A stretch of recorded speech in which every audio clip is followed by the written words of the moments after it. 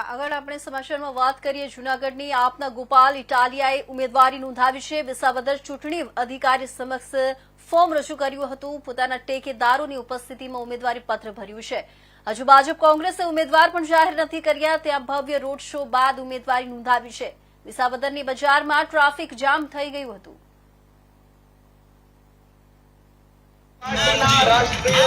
કેશુબાપા આ પંથકના નહીં, આખા ગુજરાતના લોકપ્રિય નેતા છે, પણ દુર્ભાગ્ય એ છે કે ભાજપે કેશુબાપાના નામની ગુજરાત આખામાં એકેય સરકારી સ્કૂલ નથી બનાવી। કેટલી હદે કેશુબાપાથી ભાજપ નફરત કરે છે।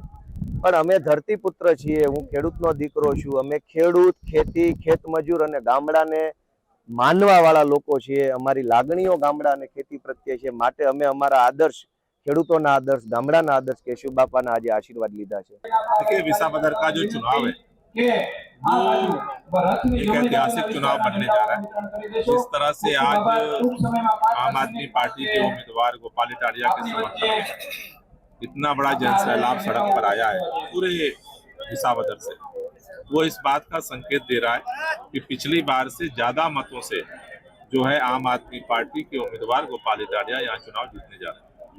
खास करके बात की जाए ये विसावदर की जो सीट है वो 2027 के लिए जो विधानसभा आ रही है गुजरात की, उसका ट्रेलर माना जा रहा है सभी पार्टियों के लिए। निश्चित रूप से सबके मन में ये बात है कि विसावदर में